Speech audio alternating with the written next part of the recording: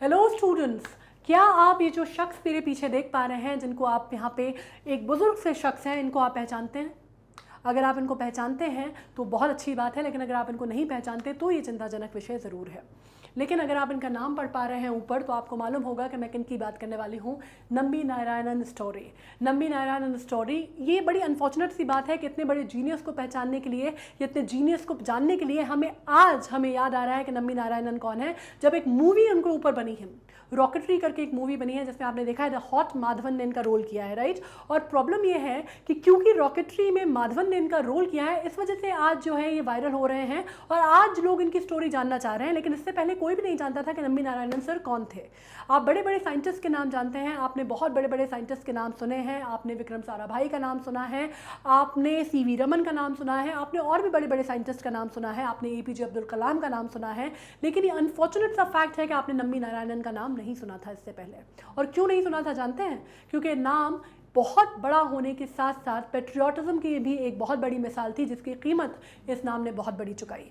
ठीक है, ये जब मैं बात कर रही हूँ तो आपको मालूम है कि एक ऐसा देश जहाँ पे सैटेलाइट, लिटरली सैटेलाइट साइकिल के ऊपर लेके जाया जाता था। आपने एपीजे अब्दुल कलाम साहब की एक फोटोग्राफ देखी होगी जिसमें सैटेलाइट वो साइकिल के ऊपर लेके जा रहे हैं, राइट। वैसे देश में जहाँ पे आप सोच भी नहीं सकते थे, जहाँ पे जो देश 1947 में आज़ाद हुआ उसके बाद वो कहाँ जा रहा था ये नहीं पता था, उस देश में इसरो जब आया, राइट, जब हमारा स्पेस रिसर्च ऑर्गेनाइजेशन आया, तो हमें ये एक नई, जिसको बोलते ना, आयाम हमारे सामने खुला और हमें बात हुई, हमने स्पेस की। वो देश स्पेस पे जाने की बात कर रहा था, वो देश जो इतने सालों की अंग्रेज़ों की हुकूमत से निकल के रोशनी में आया था, वो अब अपना स्पेस रिसर्च ऑर्गेनाइजेशन खोल चुका था और बात कर रहा था दुनिया में आसमान में पहुँचने की, गैलेक्सी, सितारों की स्पेस की, राइट। वहाँ पे जब हम बात करते हैं उसमें नाम आता है, बहुत सारे बड़े नाम आए, जिसमें से विक्रम साराभाई का मैंने आपसे नाम लिया। विक्रम साराभाई ने नम्बी नारायणन सर का जो टैलेंट है बहुत जल्दी पहचान लिया। ऑब्वियसली कहते हैं ना, एक जीनियस ही जीनियस को पहचानता है, उन्होंने बहुत जल्दी पहचान लिया और उन्होंने इनको प्रोत्साहित किया कि अब तुम्हें आगे की पढ़ाई करनी चाहिए, और इसके लिए इनको ईआईवी लीग कॉलेज में एडमिशन लेने को कहा। वो गए, उन्होंने पढ़ाई की, अध्ययन किया, उन्होंने मास्टर्स किया, उन्होंने रॉकेट प्रोपल्शन में मास्टर्स किया, जिसके बाद नासा ने इनको जॉब ऑफर की, लेकिन उन्होंने साफ तौर पे इनकार कर दिया क्योंकि वो भारत लौट के आना चाहते थे और अपने देश के लिए कुछ करना चाहते थे। उनका कहना था कि अगर मुझ में कोई टैलेंट है, अगर मैं कुछ कर सकता हूँ तो फिर वो मैं अपने देश के लिए करूँगा, किसी और देश के लिए नहीं करूँगा। ये सोच के वो वापस आए और उन्होंने बिल्कुल वही काम किया।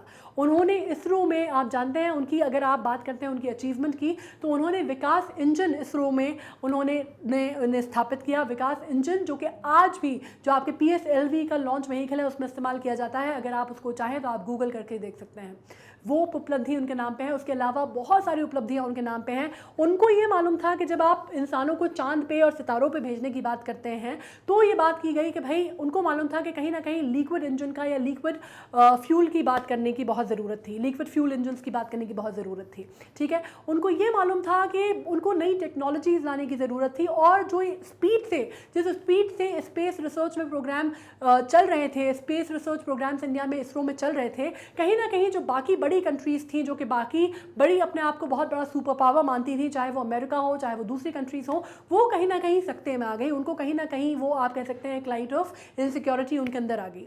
उनको मालूम था कि जब क्रायोजेनिक इंजन की बात हुई, तो उनको मालूम था कि भारत से क्रायोजेनिक इंजन आपको दूर रखने की बहुत ज़रूरत है, क्योंकि अगर वो मिल गया तो फिर तो इसरो शायद नासा को भी बीट कर सकता है। और इसी समय की बात है, 1990s में रशिया एक डील करना चाहता था इंडिया के साथ, जो उसने कर भी ली थी, विच वॉज अबाउट 235 करोड़ की डील थी। ठीक है, और इसमें बात हो रही थी, और इसमें ये डील अगर आप देखते हैं तो बड़ी जो कंट्रीज थी, चाहे फ्रांस हो, चाहे US हो, वो बहुत महंगे उसमें बेच रहे थे।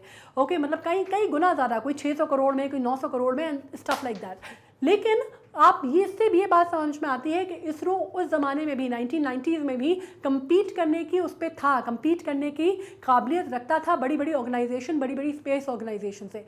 इस बात से क्या हुआ आप जानते हैं? इस बात से ये बात हुई कि लोग जो हैं थोड़े से सकते में आ गए, और बाकी इंटेलिजेंस एजेंसीज जो हैं वो सकते में आ गए, और उनको लगा कि इंडिया अगर ऐसा हुआ तो स्पेस रेस में हमसे आगे निकल जाएगा, और इसलिए उन्होंने डिटर करने की कोशिश की। और जो बुश साहब थे, जो कि उस जमाने में US के प्रेसिडेंट थे, उन्होंने दबाव डाला रशिया के ऊपर कि आपको इंडिया के साथ ये डील करनी पड़ेगी कैंसिल। और फाइनली उस दबाव के चलते हुए रशिया ने वो डील कैंसिल कर दी, क्योंकि वो अमेरिका से कोई किसी भी तरह का, वैसे ही रशिया और अमेरिका आपको मालूम है कि किस तरह से उनके पंगे चलते हैं, राइट। तो किसी भी तरह का कोई अदर साइड पे नहीं जाना चाहता था।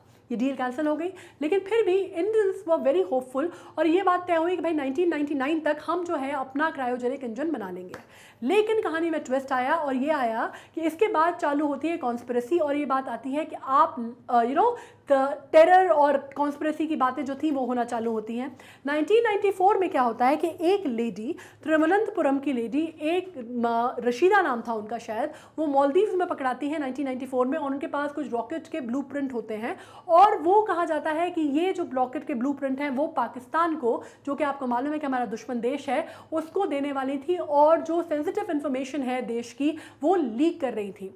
पता चलता है कि उस समय पे जो क्रायोजेनिक इंजन है, उस जो प्रोजेक्ट चल रहा था उसके जो हेड थे वो नम्मी नारायणन सर थे। 1 महीने बाद उनको अरेस्ट कर लिया गया, 50 दिन तक उनको कस्टडी में रखा गया, उनको टॉर्चर किया गया, उनको साइकोलॉजिकली टॉर्चर किया गया और उनको ये कहा गया कि आप चाहें तो आप ये कर सकते हैं कि आप किसी और पे इस चीज़ का ब्लेम डाल सकते हैं, जिसके लिए उन्होंने साफ साफ इनकार कर दिया। ठीक है, उसके बाद हुआ ये कि उनको पूरा ये प्रोसीडिंग्स चलती रही, एक क्रिमिनल केस, एक कॉन्स्पिरेसी, एक केस की वजह से जिसपे उनको फ्रेम किया गया था, उनका पूरा करियर जो है स्टॉप कर दिया गया। पेपर्स में चीज़ें आई, न्यूज़पेपर्स में छपी, न्यूज़ चैनल्स पे गई, पूरी दुनिया में एक इतने बड़े साइंटिस्ट को आपने इतना बदनाम कर दिया विदाउट एनी प्रूफ। कोई प्रूफ नहीं था उस बात का। जो इंजन की जो आप बात करते हैं, जो इंजन ऑलरेडी बना ही नहीं था, उसकी डिज़ाइंस कोई कैसे लीक कर सकता था? It was like a common sense, but people's common sense go for a toss in this country. Media ने बिना कुछ सोचे समझे उनको ट्रेटर घोषित कर दिया और कॉन्स्पिरेसी केस चलाने लग गए। टू एन एक्सटेंट ये हालत हो गई थी कि उनकी वाइफ या उनके परिवार के सदस्य को भी बहिष्कार करने की बात हो गई थी, उनको भी आप निष्कासित करने की बात हो गई थी। वो मंदिर में अगर जाते थे तो उनको प्रसाद तक नहीं दिया जाता था। राइट, ये हालात होने के बाद जब 1994 में ये बातें हुई, सामने हुआ, उसके बाद 96 में सीबीआई में 96 ने फाइनली सीबीआई ने ये बात बोली कि भाई इसमें कोई पुष्टि नहीं हो पा रही है और कोई भी ऐसी चीज़ें निकल के सामने नहीं आई है जिसपे हम उनको पीनलाइज कर सकें। फाइनली सुप्रीम कोर्ट तक ये केस गया और सुप्रीम कोर्ट ने भी उनको क्लीन चिट दे दी, उनका नाम पूरी तरह क्लियर कर दिया।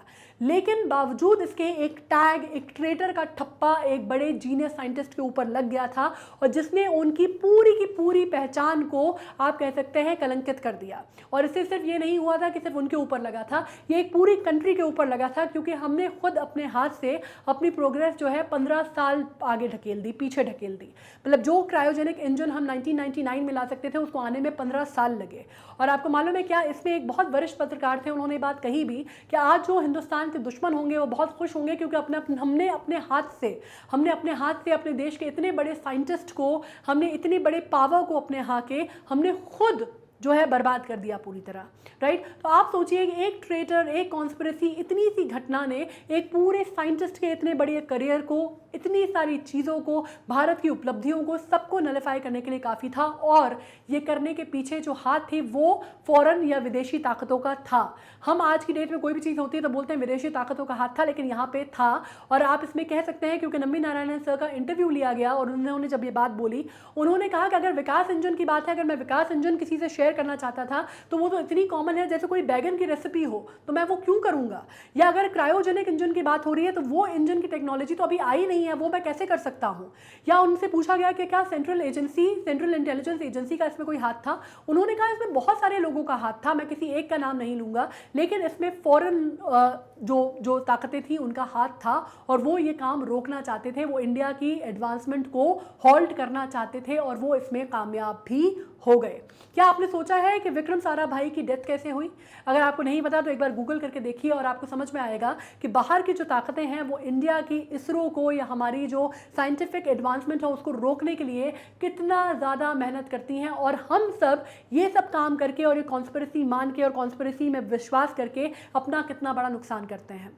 फाइनली नम्मी नारायणन सर को बाद में जाके कोविंद साहब ने, जो हमारे जो राष्ट्रपति हैं, कोविंद जी ने उनको पद्म भूषण से सम्मानित किया, जो कि वो डिज़र्व करते थे। और अब जाके उनके ऊपर मूवी बनी है जिसकी वजह से नई जनरेशन जो है नम्मी नारायणन सर के बारे में जानने में इच्छुक है, या आप और मैं इस बारे में बात कर रहे हैं।